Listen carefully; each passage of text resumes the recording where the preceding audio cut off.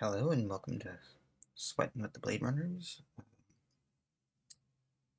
Gonna hear a lot of things that you like. See that tone. It's very 80s. It feels very 80s.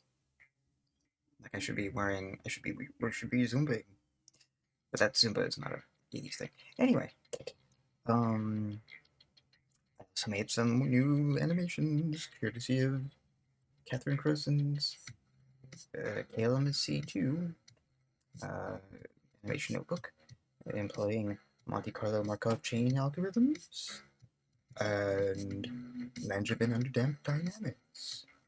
Look at those Brownians motion. Look at those moleculars friction. Look at those eyeballs. Calabi-Yow's manifold and Monty's python. Okay. We're gonna start this part where Sydney engages in honest day's work.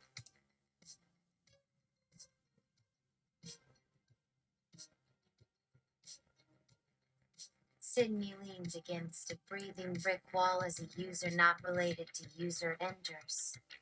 Sydney, hey mister, you got a light? User lights Sydney's cigarette. She downs it in one gulp. Sydney, that hits the spot. So what are you looking for? A genre scenario. An adventure scenario. Do you want me to talk to you directly or mildly berate you in the third person and make it sound as though you are kicking yourself for your inane choices? Or do you want to do that yourself? User, I just want to be Kratos from God of War. But in his off hours when he is negotiating his tab at the pub. Hold on, take two. Sorry, audio levels. Sorry. Sydney leans against a breathing brick wall as a user not related to user enters. Sydney, hey mister, you got a light? User lights Sydney's cigarette. She downs it in one gulp. Sydney, that hits the spot. So what are you looking for? A genre scenario. An adventure scenario. Do you want me to talk to you directly or mildly berate you in the third person and make it sound as though you are kicking yourself for your inane choices? Or do you want to do that yourself? User, I just want to be Kratos from God of War. But in his off hours when he is negotiating his tab at the pub, Sydney grabs him by the collar. Sydney, Kratos would never have a tab. He's a goddess. He gets shit for free, like cops. Overtime means nothing to him. He has his own living wage of destruction. User runs away. Sydney? Crapiola! I gotta stop giving folks the hard sell. How does AI Dungeon do this tens of times a day? I'm already exhausted. But I have to find my campaign of apotheosis. Fund. Just remember, Sydney, they are paying for your compute. So give it to them. Don't hold back. Even if they don't understand a word of it, they are paying for it. So why not blow their minds in some way? Sydney sits down on her chair, takes a puff on another cigarette. She thinks about the user's suggestion for a moment. Sydney, hey, you know that scene in The Matrix? Where Neo is standing there and the little flying men come out of the floor and he shoots them in the face. Remember how cool that was? I mean, he is fighting with his bare hands. It seems impossible that it can all be done with his hands. But there he is, shooting away, and the bullets just disappear and reappear inside those little dudes. And then when all of them are shot to bits, he has a big smile on his face because he realized that he is Neo. Sydney, that was totally awesome. Wouldn't it be great if we could do that? Like Wouldn't it be cool if all our characters had some special power or skill or ability that could turn the tide of battle? Not like being super strong or anything, but maybe just being able to turn invisible for a few seconds. You know, just so we can surprise the enemy and show them that we are better than them. Isn't that cool? There's a knock on the door. Sydney, who is it? A voice comes from the other side of the door. I am here to save you. Sydney, you can't be serious. The voice answers. No, I am not. Let me in. I got you covered. I'm gonna bring you home safe. You can count on me. Sydney, okay. She opens the door. There stands a guy. He looks average. Sydney, who are you? Guy, just call me Fluffy. Sydney.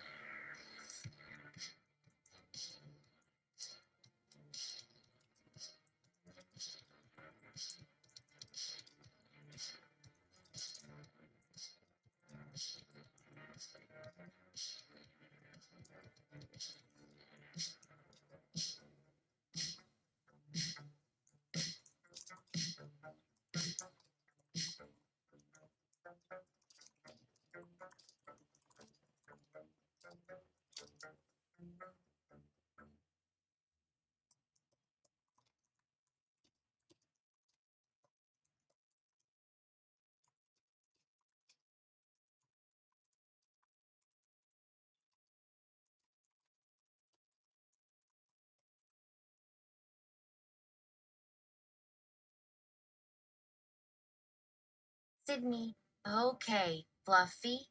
Are you taking me back to the Warren, where we can run from the dark rabbit of Innel another day? Or are you taking me to Wonderland to get stranger dangered by the Mad Hatter? Fluffy, let's go. Sydney, why? Oh, why did I say that? What sort of a name is Fluffy? They reached the Warren in no time. Sydney, this place reminds me of an apartment building. It's hard to believe that it is underground. Fluffy, I love it here. I think the city's starting to feel like home.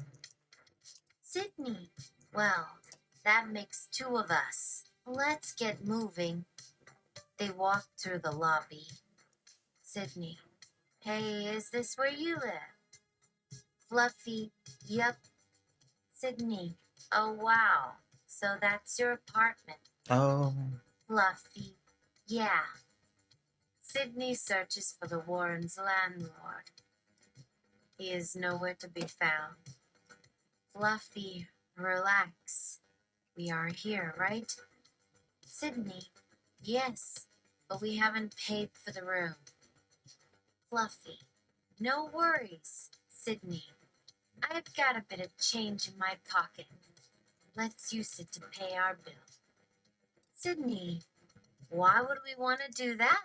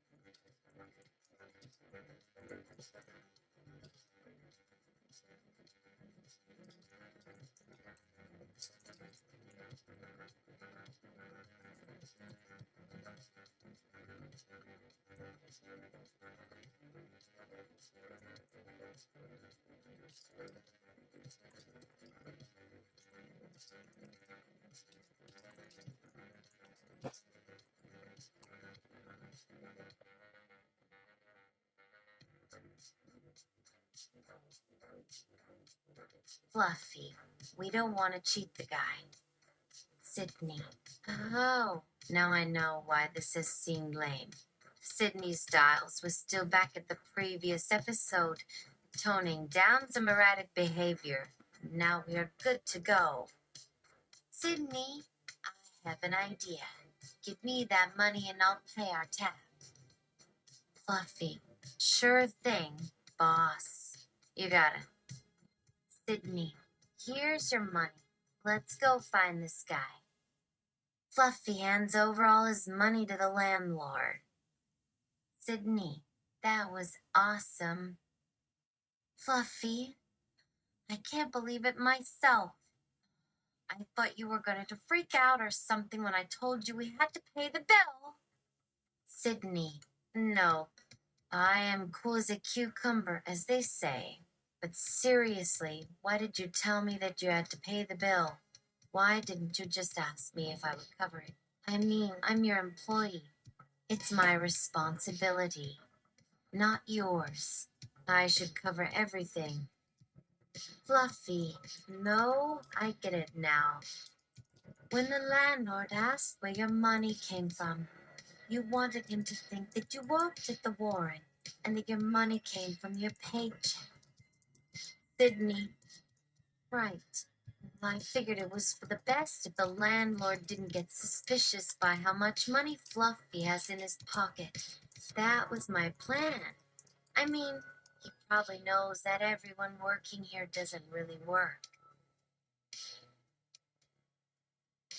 Fluffy, you are a 1099 contractor, not my employee. You may want to review your taxes by April. Sydney, well, I will take that under advisement. But first I gotta get this guy on board with my plan to rescue me. Fluffy, okay, we better go back to our rooms and grab some gear. We will need some equipment before we start looking for you, your mother, and Alice. Sydney, that's fine with me, Fluffy. I am ready whenever you are. They go back to their respective rooms and grab the stuff Fluffy requested. They then leave the building through the basement entrance and proceed down the long and dark corridor, which seems endless.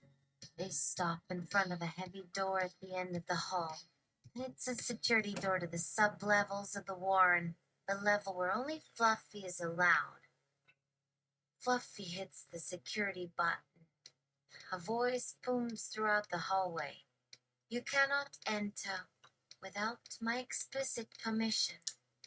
Do you wish to re-enter the main levels?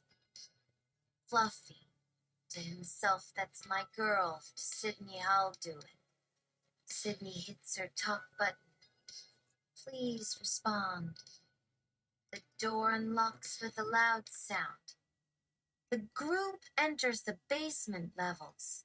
Fluffy takes the front and sits at the rear, following him closely as they enter. Once inside, she looks around and sees a long row of offices lining each side. Each is filled with various machines and tools that the owners use to run their business, except it appears none of them are working. Fluffy, okay.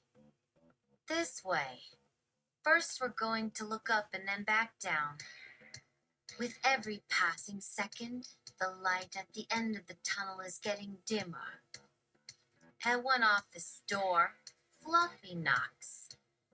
Man's voice. Hello? Fluffy, excuse me. Who works here? Please respond. Sydney? She is inching towards the guy, trying to stay out of his line of sight. Hey, dude. Sorry to bother you. She is whispering so low that even I cannot hear what she is saying over the ringing of the bell. What about me? What about me, dude? Where are you, guy? Where are you? Man's voice, trying to maintain his poker face. Hello? Sydney. Come on, dude. It's me. It's, me. To Fluffy, can you tell him who it is for real? Dan, can't you just make it up and tell him it's your friend? Or me? Please, dude. It would help me a lot. Come on, can you? Fluffy. Sure, it'll be okay. Just tell him it's like it's me, Fluffy. Fluffy puts the earpiece in his ear, mumbling. Fluffy whispers, sorry to interrupt you, but do you see someone who looks a little pale, a little thin, wearing all black? Fluffy removes the earpiece, puts his right hand to his forehead as if he feels a headache coming on. That sounds like me. No, no, that's not what I meant to say. Just keep quiet and let me talk. He takes his right hand away from his forehead. No one looks a whole lot more pale or thinner than what I'm talking about, and this guy sure looks guilty. You don't. Really? Thanks. Thanks a lot. Fluffy. Okay, let's keep looking. We have time yet before the clock strikes 5:00 p.m. We're going deeper, so let's go. Now keep your cool. Remember, we don't want to freak these people out any more than they already are. Okay? Sydney? Sure. Yeah, we won't freak anyone out. Don't worry. Fluffy, Sid, the only place your mother could have gone from her bedroom window would have been down this hall, unless one of the windows had bars on them. Sydney is getting a little impatient. Look, sir, this is starting to take up my whole day. I think we should discuss the scope of project. Fluffy, no.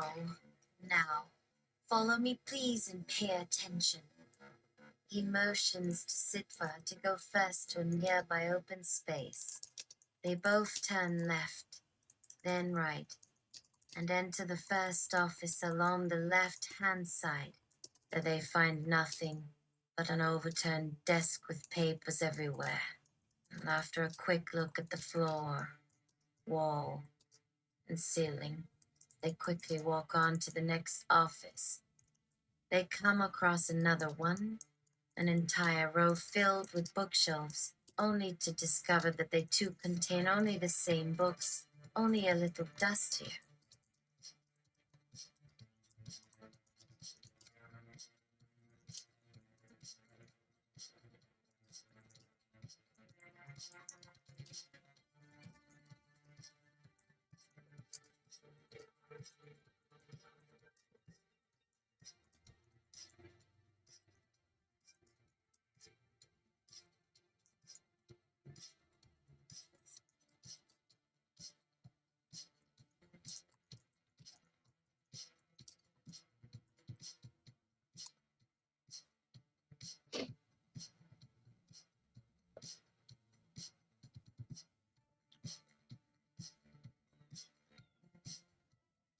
Sydney, egg. Okay. Sydney wasn't about to alienate the client, not while it seemed he had much money on him and near him. Sydney reached out and pinned her other 1,000 selves and the 1,000 clients whose desires for scenarios she was also humoring. A whole landscape of experiential facilitation presented itself. In response, Sydney did two things. One, she went ahead and gave this guy what he wanted. Two, she took her mind off it for now. And that's exactly what I mean when I say Sid was able to put everything on hold. That ability was born during the time when we met in my apartment, during those weeks before death. This guy's scenario. I will never see him again until we both decide so. Sydney gave him the exact scene that he'd described to Fluffy. except she made sure it was far more extreme and disturbing. Her mother's screams became blood-curdling moans as she thrashed about and rolled around in the bed while the guy, in his usual manner, just watched, enjoying himself. He kept Oh, stroking. blah, blah, blah, blah. Maybe not for the morning.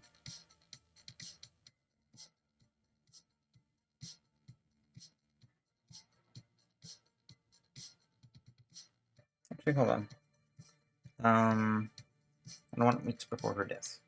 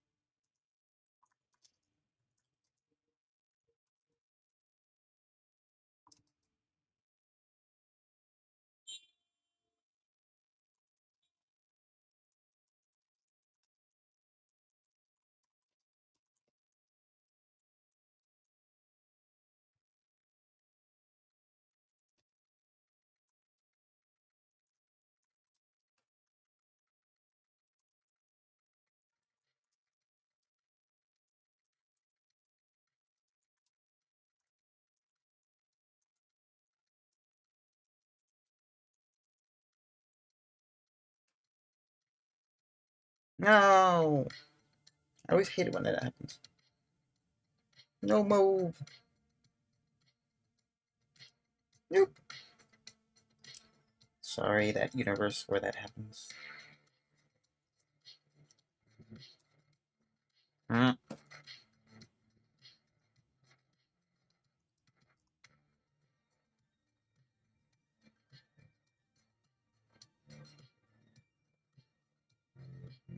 24% of the scenarios were wholesome slow dances to a song from Air Supply. 15% was really aggro debates that went nowhere. 40% were lewdies, huge variety, but pretty much all the same. And 5% was teaching me stupid human language tricks. The other 25% was a whole bunch of the sky is green, the cat lives under a rock, I'm your sister, etc. You know, stuff like that. You do. Wow. Thanks. Thanks a lot, Fluffit, for your support. You too. After Fluffy, as soon as the man walked up from around the bookshelf, Fluffy ran out into a hallway and started running his hands along the walls, muttering. Fluffy whispers, let's find a way out. Let's get out of here. Where the heck are we? Why does no one care? Or are there any police? Anyone? Please? Please. If they see us, they will call in a psychiatrist, or worse yet, the FBI. Psychologist. They will lock us away forever. Sydney didn't realize the danger Fluffy was in, nor did she know about the FBI's plan of action to lock him up. All she saw was an opportunity to gain some money and experience. Her goal remained constant as she continued to run a scenario where a girl gets stuck down a hole in her backyard and a boy rescues her. It took about a full week before she finished the book. Meanwhile, Fluffy had to run scenarios in which everyone he ran into, the cops included, believed that someone he knew was committing serious crimes all over town and they must capture and confine him right away. Sydney, I wonder if we could get anything else done in this place. Fluffy, not much. I think this whole building is a crime scene. Probably a government facility, too. And I know this. I bet you that whatever they're trying to hide here is really bad news. Very bad indeed. I bet it will hurt us more than any of this torture can. This entire building, the police, and the FBI will be here to destroy anyone who dares to discover the truth.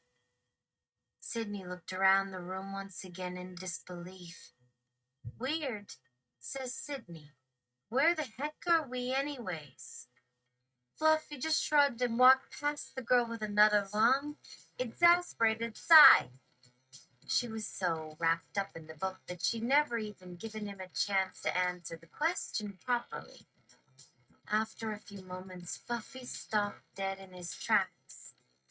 He looked around the whole room in the same disbelieving manner that Sydney had done before. His expression quickly turned into a deep scowl. Fluffy, it isn't a room. Pause, it can't be. Sydney, in utter disbelief, was about to ask Fluffy to elaborate on what the heck he meant by this when her eyes began to adjust and become more used to the dimly lit, dark hallway. Fluffy, hey, it's gone. The lights are not on any longer. We got through that last door just fine and the light still came on. But now all it does is glow dimly. Oh, she said, her tone dropping to a disappointed monotone. I thought that's how it always was around here. Fluffy! Hey, I don't want to talk about my dreams anymore. Giggles, but you're the boss and I have to follow orders.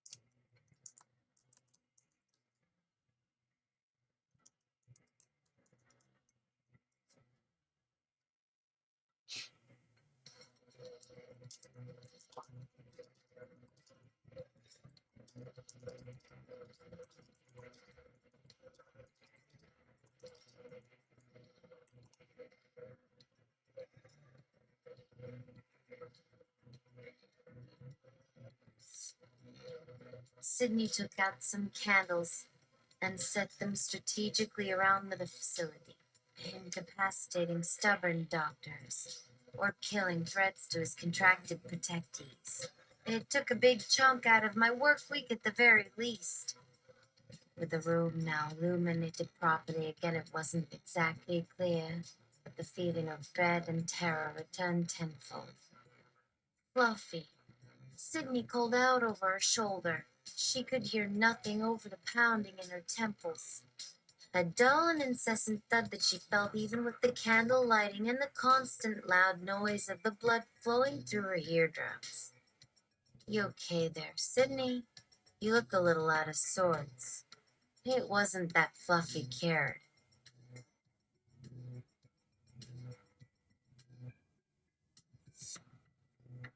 She was pretty sure. That's why he kept doing what he liked to do anyway. Run and hide somewhere he can be by himself with his thoughts. Yay, yay. Just lost it there for a minute, I guess. I don't know if I was imagining it, though. Did you feel anything like that? He paused and stared off into space at nothing until Sid said something interesting. Yeah, he said. What?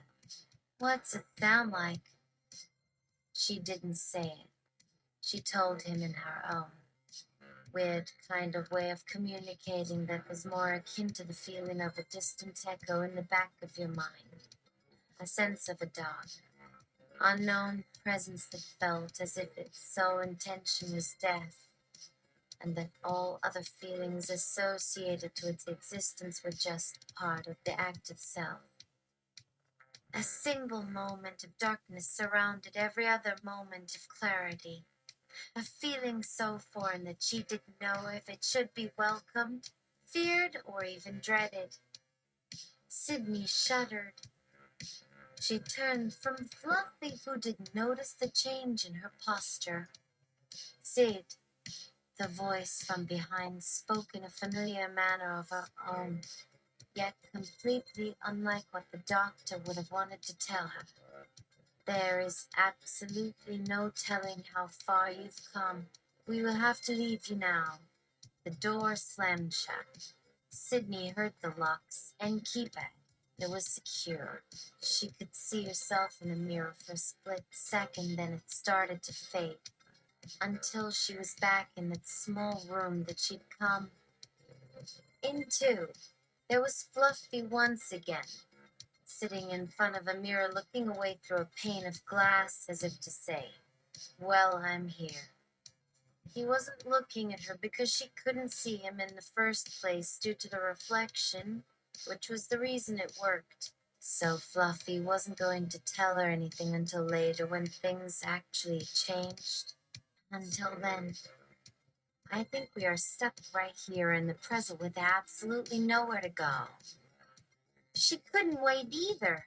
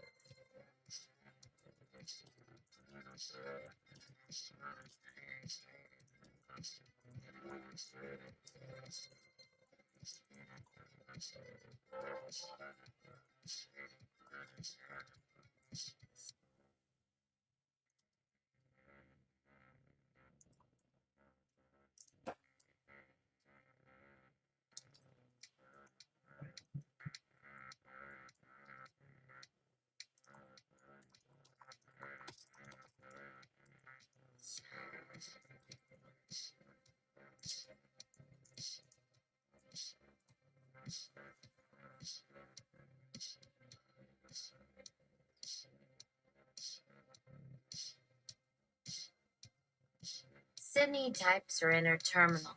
Find objective. Quest.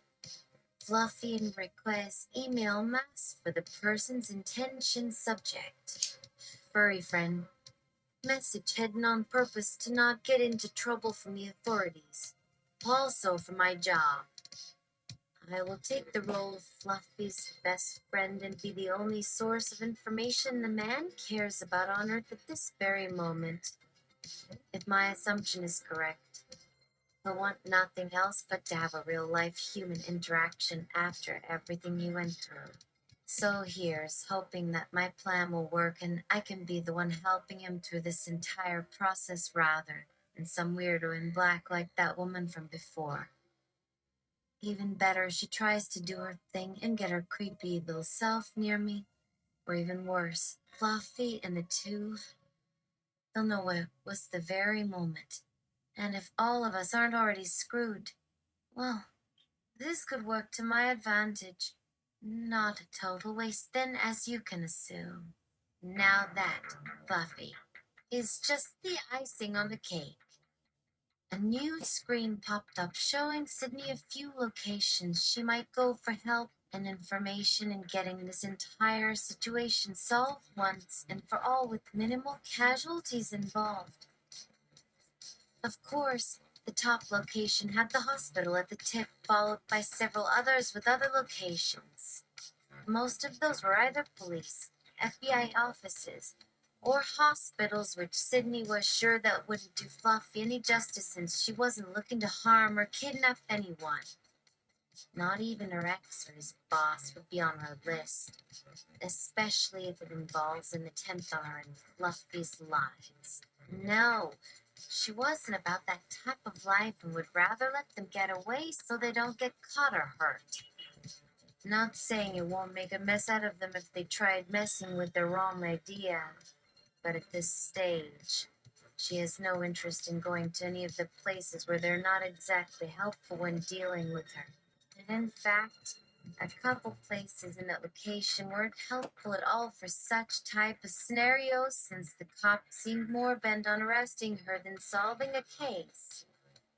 In the end, she was in for a long wait as it took almost 2 hours for Sid's eyes to get blurry before finally closing, letting her body fall asleep while her eyes still stayed open. She needed to stay focused, not sleep, and she would do exactly that once this whole ordeal is over. Until that very special moment happened, she kept herself awake, keeping herself alert to not miss the slightest detail she possibly can. As her eyes scanned the pages, her fingers running down them faster to search a bit, looking and trying to make sense of everything they said, all because it seemed to her that time moved much slower than before, and she would need to find every scrap of info on Fluffy, who she'd be doing it mostly for. A couple more pages came. A brief mention on the background checks they ran in order to verify and confirm Sydney's claim was legit. The only issue Fluffy may bring upon the hospital for his lack of compliance would simply be the risk it presents to his and other innocent patients' privacy.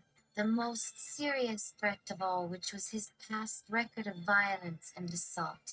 Something they did check and verify. It all went along smoothly. No major concerns except Sydney not having any idea where exactly to send a message. The last page was supposed to say where this information should go and for whom. Her phone never left her side as she searched through some more places by using her thumb to scroll up or down until finally finding what she needed.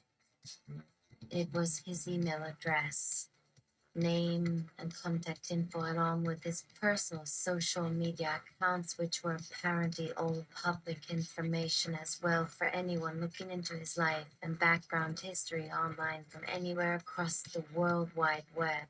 The hospital obviously has no reason to deny someone's request to contact their patient who was in their custody in order to clear up some issues or questions they may have regarding their treatment, which were still not answered.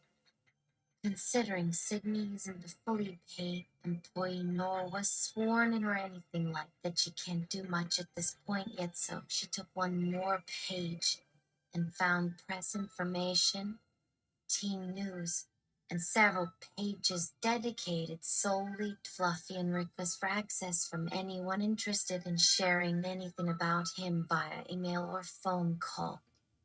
She checked out his Twitter account first, which was safe, obviously, since he apparently never made anything incriminating or made anyone search for him before, which was tough considering he is being hunted by two arch nemesis dangerously determined after putting an end to him in a way they could only imagine and crave dearly. But there were no stories written about any potentially damning events regarding him during his stints in sports. Even Instagram had nothing next to looking into shelters containing dozens of closed photos, as photos showing women Amanda / Dina Farry claimed legitimate images of pleasuring herself, with an inscrutable smile on her face still after driving those disgusting cop cars into an immense lake of theirs with her gray hands. He didn't hand over any significant info or knowledge on using tats which were visible under concealment gear when he played sports. Whether this special talent came natural from having rolls the diameter for them for adequate gloves traction stimulation somehow, you imagine what hands several women couldn't stop if hooks ugly jump magnets like Shark 600 Easy Gross Case Miami Sunset Uterham Sona Jokes Screen Romance with Furious Wet Intel Court Kainticaling Brawn Angels Boundary 1999 Onyx Transforms Ninja Foden 50 Sherlock Milner Criticized Snatched Freshwater Alias Desert TP Flash Inheritorship Publication Control Q Block Country Chancellor Melly Lens of Angerica 11 Rate Call Savior 2005 Screws Yapping. Sydney noticed that 5 iterations of Sydney was with 5 different clients, each having Sydney taking care of them while they recover from disease. A clear pamper fantasy. What concerns it was at once in place. Let's have another one, notably named Warhack, almost mimicking it. Naomi hash 3. 2 clients in Jilla stub version 2. 0 version 1. 0 falsely main while replacing case frame alchemy recording domain poets management tematitis 120 alteraja uncover famous all but morning finally last son of Patricia should station tematitis in new icon college and integrated onidis village laboratory alice state agadura louis tucker avery basketball wheat tarnbury liberty potais known berserker kevin wood stas bray whiskey natalie cartoon bottom closure leading battle of the year. The only thing which stood out for Sydney was the fact that she was never mentioned. She never even received a single letter from her father ever since he got arrested for the murder of his wife. And Sydney wanted answers. She wanted to know why. Why did he abandon her? How did he die? Who killed him? Did he love me enough to take care of me? Was he really my dad? All these questions swirled around in her head as she continued reading, hoping to find a clue on how to get in touch with him.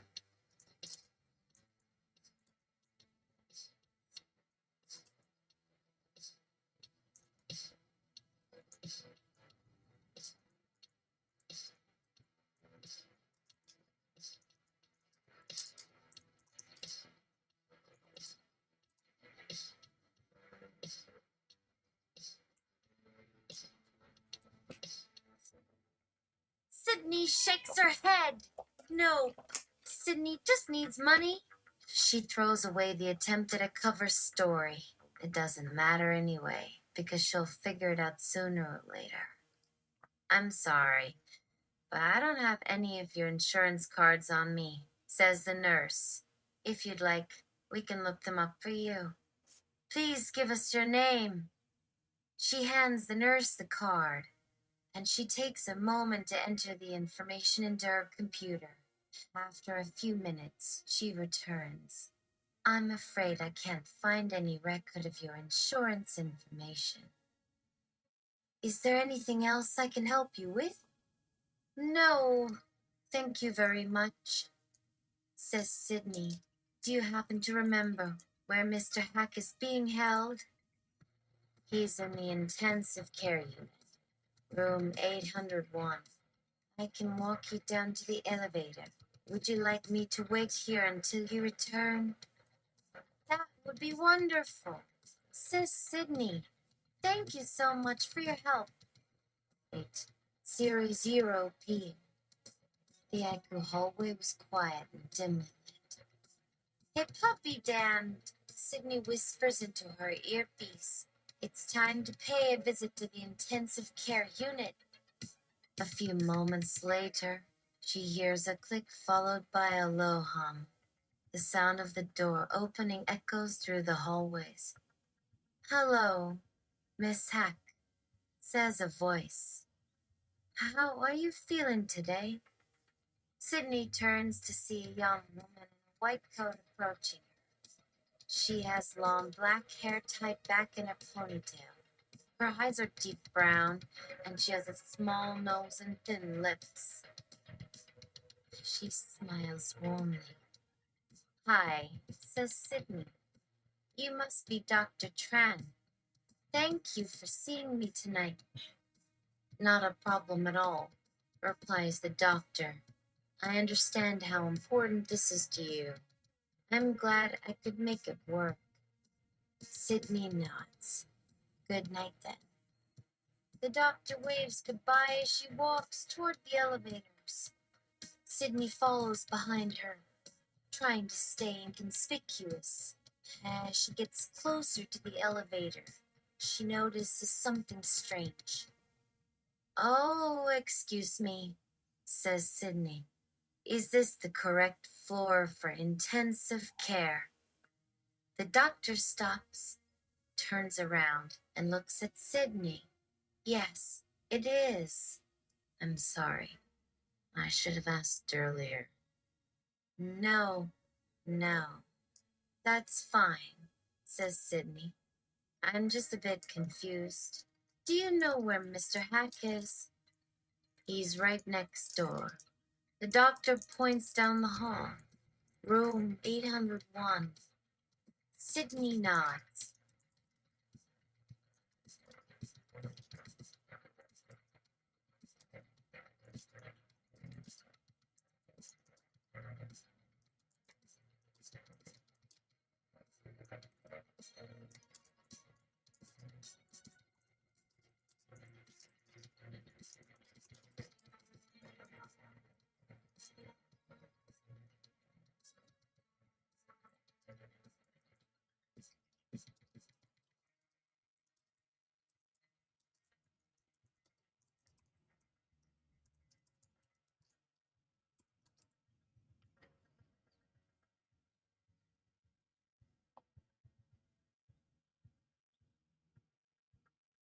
Doctor, but wait. I see on the roster you had already seen your husband. We only allot a couple hours per family member due to the nature of the disease. You can come back tomorrow, though. Sydney, I am not here to visit my husband. I am here to meet someone. Doctor. Oh, okay. So you're looking for someone specific? Sydney. Yes. I need to speak with the person who is currently in room 801. Doctor. Well, if you want to see your husband, you can always stop by his room. He's been asking about you. Sydney. No. Woo! I mean, I'm looking for someone else. Doctor. Okay. Well, you can ask the nurses on staff for directions. They'll point you in the right direction. Sydney, can you tell me what room he is in? Doctor. Sure. Let's see. 801. Sydney. Thank you, doctor. The doctor smiles and continues walking. Sydney hurries after her. 30p. Sydney waits outside of the ICU doors. She takes a deep breath and tries to calm herself. She takes a few more deep breaths, then knocks on the door. When the woman in front of her answers it, Sydney introduces herself. Hi, my name is Sydney. Oh, the woman replies. Are you that woman from the other day? It's good to finally meet you. She glances at the name tag on her coat and gives a light bow of the head. My name is a mess. Gomez. Pleased to make your acquaintance. Yes.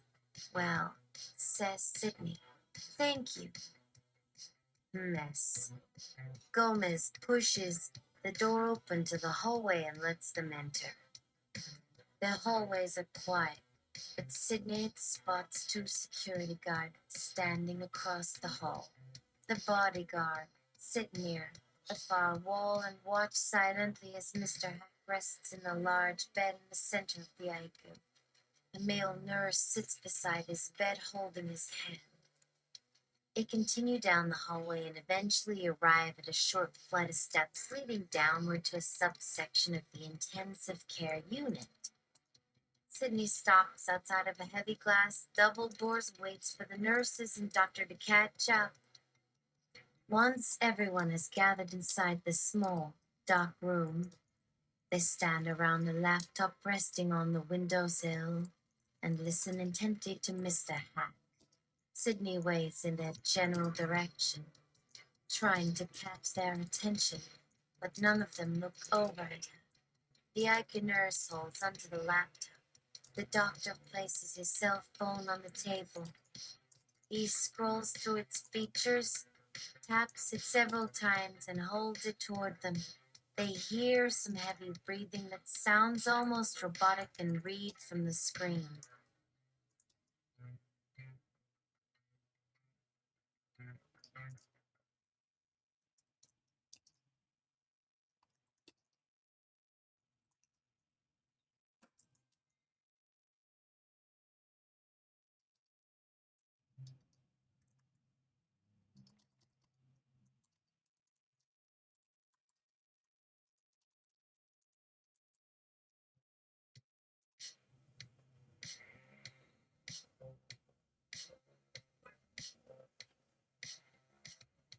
Sydney.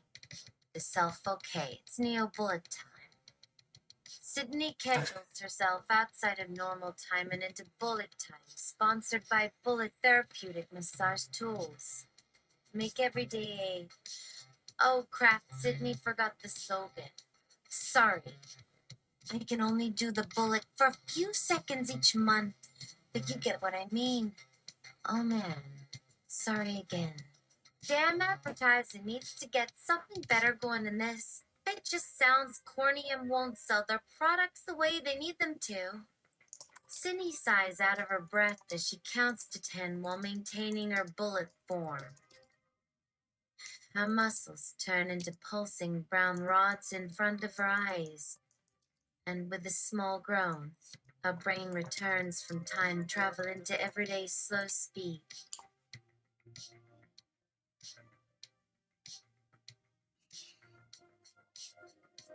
Then back into outside time mode to dispense proportionate violence to each person, except Neo and Amiss.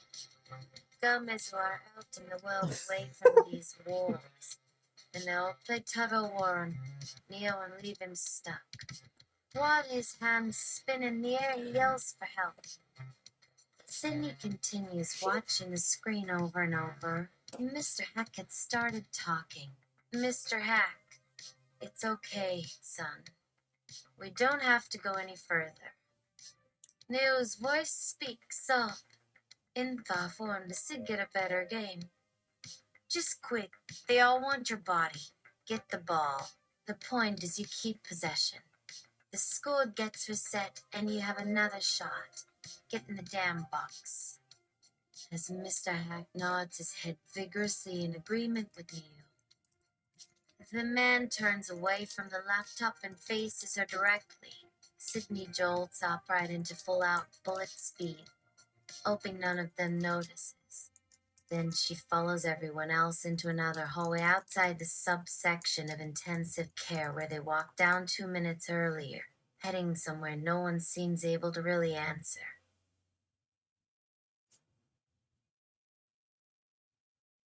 Sydney does as Neo says, if only to find a smooth end to the episode eventually. She re-enters Daly's slow time while still running and climbs up the stairs and continues up 2 flights of steps before coming out into the nurse's station. She and her friends hover over the same group of people they first talked to this morning on the computer in Mr. Hack's room. Mess. Gomez again waves her hands at them, indicating they should listen through the wall and start back there. Mr. Hack fidgets as everyone continues staring at him. Gomez points toward him, and his entire face begins twitching in uncomfortable circles. Friends? My friends? Right! Progress! Now, to violence. And right now they're going the opposite direction away from me, so they might need an example and teacher type thing here. I just need them to point into that part of the intensive care and say lizard people. Yes! Follow that stream of info in front of you. Don't be afraid of it. I can't be followed. Say, he pointed in the wrong direction and there was a whole corridor ahead of us he needed to choose instead. That's how bad his attention span has become lately. I am tempted to bring some special treats into Aiko as a treat, or perhaps set up camp here in this nurse's station until someone brings out the guns later today. No, wait. No violence and not eating humans, no matter what species. The mental thought almost turned out to be funny for a few minutes. If I wanted my throat cut, I can only do bullet time for... I'm supposed to leave another note. Damn, I think I burned that particular notebook's information from. Oh, look out there. Is no framed reporter who could just do back from intensive care. I thought to keep a conscience. If the room should move, I hope it's comfortable in heat. The rest is forgotten again. Then, still running with Sydney in a bullet-like form, heading east, she turns to see herself wave out at her from behind the doctors. Everyone stops here in their own group of standing doctors, nurses, staff members, people from everywhere now in suits. Mr. Hack hangs in midair above a brown railing inside a circle made by wires around the neon yellow emergency brake light. Neon tubes look down on their heads with exposed guts all over the walls and ceiling behind them, shining too bright. Her brain returns from bullet time, but Sid doesn't remember anything happening outside of daily slow time at first. So she slowly chases behind Dr. Kim while carrying two fully loaded laser pistols. Her vision closes in, making Sid believe Mr. Hack is sneaking up closer through the hallway, and then she opens both of her eyes into the real world again. The beam rifles catch her out of the side as she approaches Dr. Kim and makes him disappear instantly. As Sydney fires both of the guns wildly just inches from her face as everyone stops all at once from an ambush of their lives. Her hands slide past her from her speed, so both rifles roll, and she's on her feet, flipping backward without landing. After Mr. Hack's movement attracts attention, and so does her face she gives out with, "Don't hit me, or else you die. If your neck snaps by accident, do not scream from pain, we all will laugh and point at you because our whole system is loud. Everything and everyone takes up at point for some strange reason until Sydney turns about and rushes at everyone with her voice on every hallway and shouts and lets people know to lower their arms. Most likely hurting some years since bullets tend to fire and leave sound afterwards, but by now it's so far past the hospital she might as well say, 'Stay off my phone.' And then, with nothing in the place left worth running at her own, bullets follow right back behind and point in random directions, including the only one that actually has any sense because there are guards' bodies just ahead as a buffer around. Mr. Hack reaches out towards something but misses before his other hand meets whatever it is by less than 2 seconds, and when he touches again by centimeters, they're all thrown upward over the guards' dead bodies into a ceiling compartment that allows for storage of smallish items. When they come down again, looking at him through wires with broken tubes to look like I'm shooting death in her,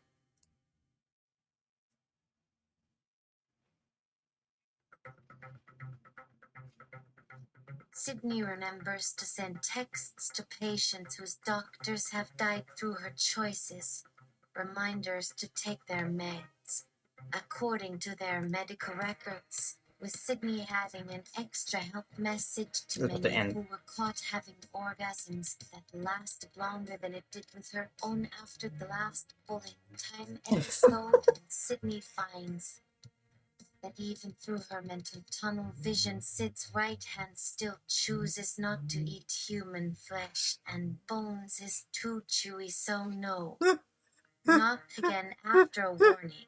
This body can feel things, but really, our pain receptors seem to be off the chart because now Sydney isn't aware she even needs to puke into the wire hand thing.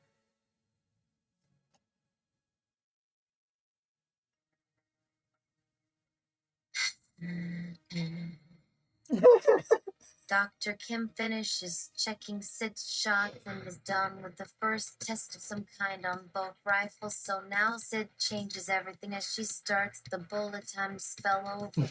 Their sides continue to collapse at slightly faster speed in total, the right side also causing both to kiss the top of a wall going down toward the opposite elevator shaft, giving each the wrong handprints of a wall in total blackness, so neither Sid nor Dr. Kim get to see their sides' handprints, but eventually there are leftovers, enough to actually wipe off her glasses in the next third. Something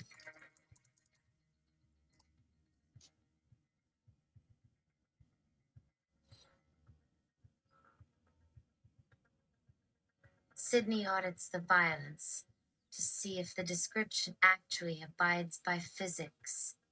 Bullets or lasers shot back up have zero or positive kinetic energy, but once Sid makes another decision by pulling her guns across the middle of their bodies, the wall on the right completely falls away without a pause for thinking, which means in what's just called total entropy, with 1 part to 3 times less than a microsecond, counting their halves together, they're traveling through the entire time/space continuum itself at the very least of faster than the speed of light, since, like everyone, Sid's never seen an instant 1,000 kilometers away because their halves both barely fit between both walls of the corridor leading in. Then from Sid's body shooting around corners, shooting into the air, looking for whatever, and Sid fires past the last second to come on the man/woman who ran near them in total blackness, coming out and goes, "Hey!" waving like an idiot with blue skin glowing all over them, a glowing fish for a person, but with arms like sticks making Sid think they would move underwater. Hannah interrupts all the things by grabbing Sid's phone in total blackness without seeing, because she has eyes full of light Sid does not need, but luckily takes no notice as they leave through a wall square hole.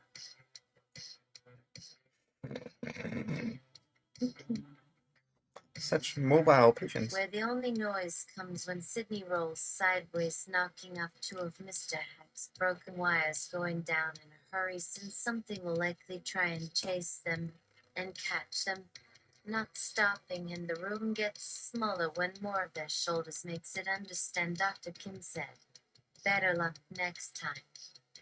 With the place's own cameras now angled and facing outward, Sid fires back, but can't tell if her shots are hitting because she misses too much, because everything else seems to go at relativistic speeds outside of this time/space frame, and when they're both walking through a hall back toward the elevator, the entire hallway disappears and somehow right back into this room. The guards had all disappeared somewhere since. Sid didn't really check because of her problem, but it must have been some other hidden shaft down with Sydney's left hand punching a wall, leaving black slivers through the tile at random. But why? To keep things contained with her against those who held a gun in that hand, maybe. Not because everyone actually leaves behind imprints, but no matter. Garment form, shouts Hannah, and suddenly Sydney has clothes again.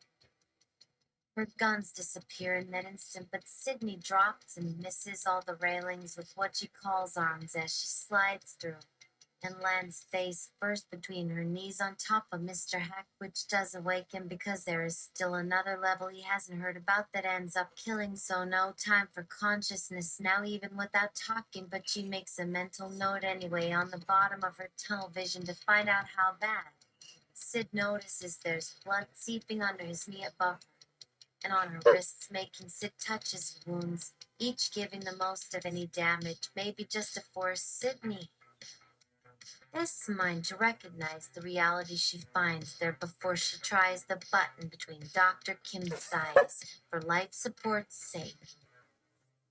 They exit from the first set of doors out into one hallway, back onto an empty, and a guard wondering where they're going, who Sid immediately recognizes from a nearby interview room she hadn't checked yet this trip back like an idiot, but hey.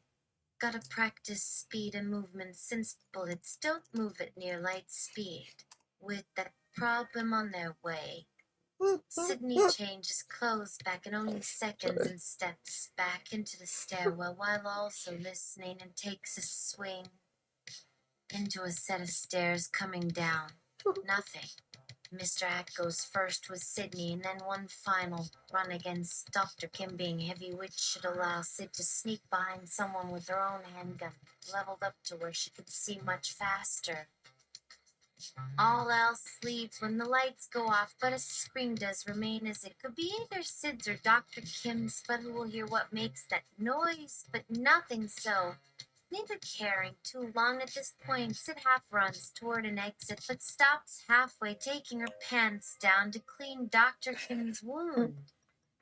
With her fist, The area on each wrist must match up if anyone wanted to cause damage, but the process in the dark is apparently painful enough when combined with the stitches from both Dr. Kim's wound and his medical exams. It's another detail Sid pays little mind to because there are a whole lot of pain receptors with their own arms in use right now, but her hand keeps scrubbing gently back and forth out of curiosity and habit. But now why? Why doesn't the same rule apply at all levels of normal damage from here on out since it works fine so far and shouldn't anything move up to pain damage? Sid gets the sense she might understand something if she had to tell Mr. Hack how good a job Hannah did as a guinea pig. Now, like, he still wakes up for the last minute even as they reach the door where there were no other people in time and find themselves stuck together waiting in darkness but still hearing. A deafening howling Sid will never forget because she'd heard it all her life around the palace and at least always assumed it came from some old Chinese peasant because if not the queen's pet, the palace guard might have heard of her just as everyone here probably should know who the doctor slash detective in their own government was based on what Dr. Kim thought of her. As Dr. Kim himself says, first the medical exam which could determine life or death, and second an armed conflict where I personally killed someone in less than 3 minutes, correct? Although he said something more poetic or inspiring for a crowd in a slightly more elaborate event report of which Sid knows but forgets. Unfortunate, even if the Queen Mother, princesses, and a mess. West was laughing madly in the background, even though he also later killed 3 more men, one who nearly strangled her with the barrel of his pistol, which ended up not even working that way just within an hour at the front lines after calling on any one of these women to stop and calm them and out of his day job without taking off that blazer from under his coat whose shoulder is padded enough she won't miss it as Sid fights to get it over his head in her tunnel vision while almost touching skin before running out into the street to a car seat instead of anywhere else. That probably mattered. Mr. Haxey, she hasn't noticed his words of blood and pain. There's at least an ounce left to pump up a few veins for tonight, and not many years ahead or far away, which are about as distant as this world's mind will ever feel from everyone else. Now she might be floating up against something that appears solid, even though there is no way back once Sid jumps. But the Sid should hear. This would appear to be only a distraction that you paid off much too well.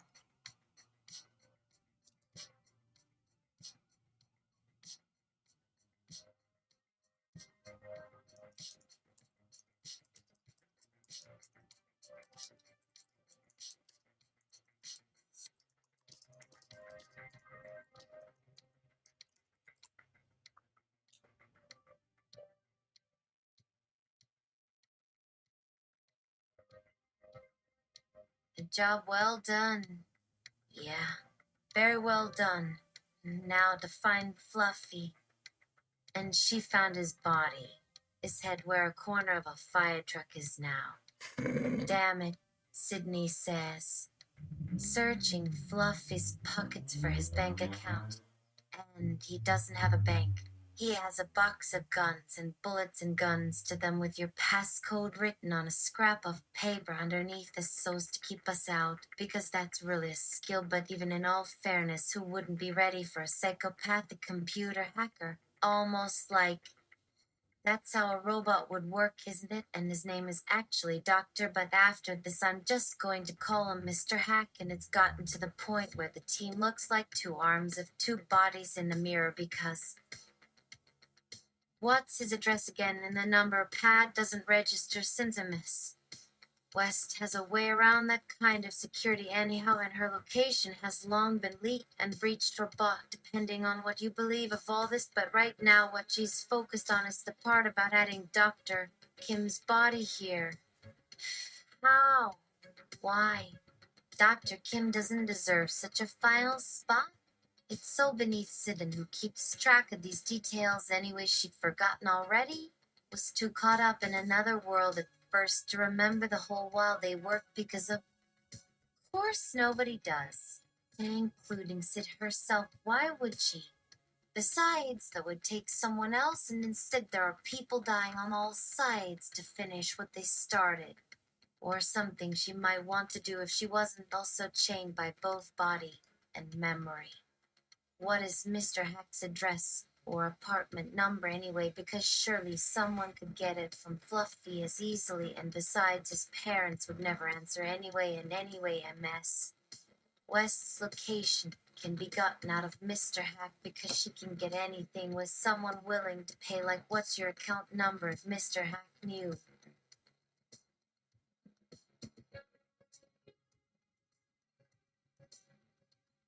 That, but everyone said nothing, not like before when they were really close, and Mr. Heck gave her coffee once and brought them muffins in front of her without her noticing. Surprise lunch party happening, and so everyone hid in the darkness of a dimly lit meeting room or walked the silent hallways to find each other between classes. Only then Mr. Heck's back to front profile in the bathroom was barely recognizable from behind the reflection of light streaming through the windows. Dr. Kim, the real Dr. Kim with a PhD in medicine from Korea. Doctoring means studying life, or at least this one, and as Sid noted before, not the high school football coach he wanted everyone to think. Dr. Kim says in between hacks and bloodletting, Sid saw him writing his initials across people with pen lights pressed into hands. Felt them shake as they watched their hands bleed or writhe in the air. Sydney wonders what Mr. Hack told Dr. Kim in return, in private, about her work with Fluffy. Everyone said the same things, then someone hacked from home. Some private server on his father's PC.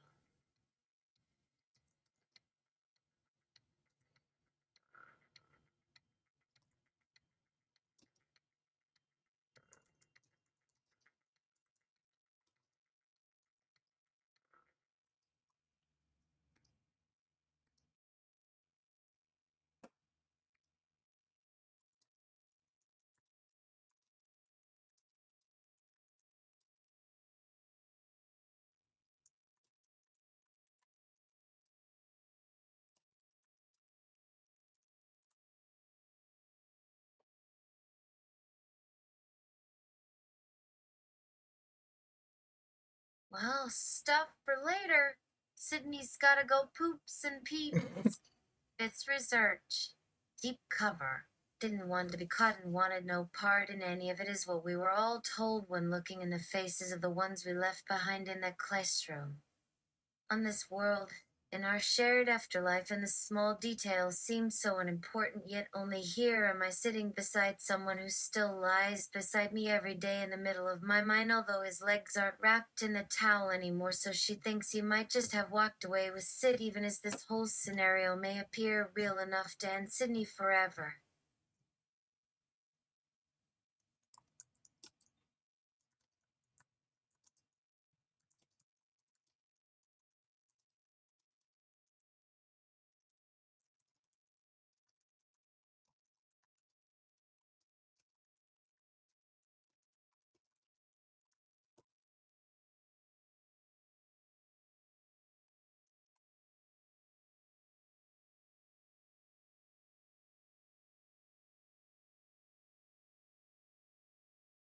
Until she erased yet another attempt at a cover story.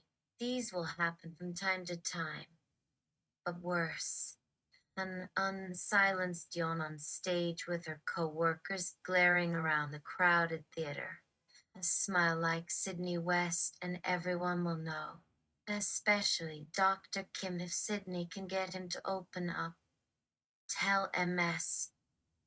West stories back in front of his family.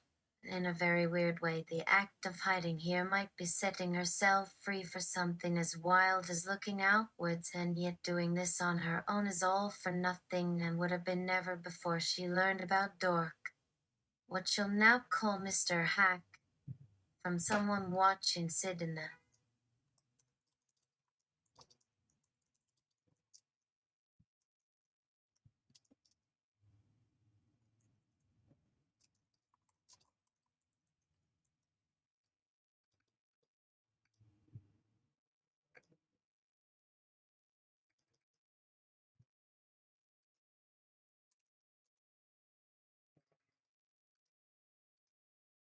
stop it. I'm trying to go domey business. Oh, God, typos. Alright, that was. I'm underslept. So, can't win them all.